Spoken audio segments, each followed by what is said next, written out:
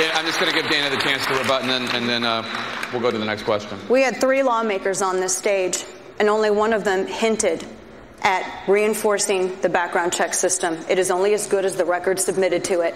Only one of them even got anywhere close to mentioning that. We have to have more than 38 states submit records. That's number one. Number two, we have to develop better protocol to follow up on red flags. This monster carrying bullets to school, carrying knives to school, assaulting students, assaulting his parents, 39 visits in the past year, that should never have been allowed to get that far. And I don't have the authority or the resources to follow up on that. If you want to give me the authority and resources, I'll follow up on those red flags. But I don't have that authority to do so. This is why we have to start asking these questions. I want to see your network ask these questions. I want to see these headlines in the media more. We have to follow up on protocol, and why are the states not complying with this law? So let's talk about red flags. The next question comes from Jim Gard. He's a math teacher. He had taught 3 of the victims, and he has a question for Sheriff Israel.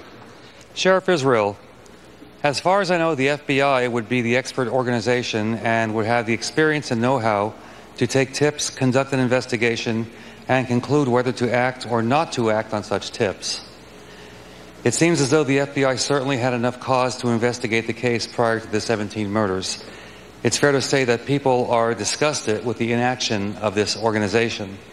Why were these tips considered unimportant enough to not have further action? Who would make this decision? As the FBI apologized for their failure to act upon these tips, who ultimately would be the person who decided that this now very relevant case was irrelevant? So, Sheriff, obviously this is a question for the FBI. I want to point out that we did invite the FBI director and somebody from the field office in Miami to come here tonight to answer your questions. They declined, but their excuse is that this is part of an ongoing investigation. But if you would address what you can about the red flags, not just the tips called into the FBI, but also the visits by the police to the shooter's house. How does that, Dana's talking about getting those red flags into some sort of system to prevent that person from being able to buy a firearm. How would that work? It obviously didn't in this case. How should it work? Yeah, let me start out by saying that if we had this conversation 2 or 3, 4 years ago, I would say the primary group of people, the primary industry that's going to protect our children are law enforcement. Now I actually believe it's the lawmakers. Things have to change in Washington, D.C., Tallahassee, and state capitals to make these changes. The Broward Sheriff's Office, we received tips, numerous tips on this killer. Some we answered by phone, some were out of state, some we went out there. Our command staff are actually looking into some of these tips to make sure we did everything right. If we made a mistake, I'll act accordingly and deal with it. The person responsible is the agent or the detective or the person who received the tip and didn't exercise their due diligence and took it where they needed to be. All that being said, what I'm asking the lawmakers to give police all over this country is more power. In Florida, we call it a Baker Act. It allows us to take an individual to be against their will, involuntarily, to go to a mental health facility and be treated.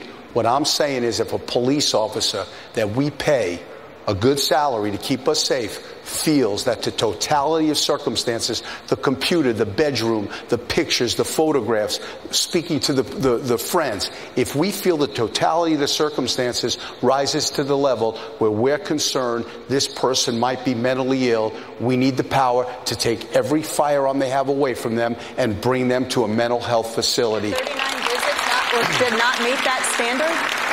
39 visits, assaulting students, assaulting parents, taking bullets and knives to school. Did that not meet that standard? Well, which are you speaking about specifically? You seem to know about all 39. Well, I know there's one Florida statute where if he's sending messages threatening, if he's sending messages threatening to kill people, that right there, under Florida state law. Who did he send the message to kill people to? BuzzFeed, AP, Reuters, Yahoo News, all reported that was to other students. Who was the victim?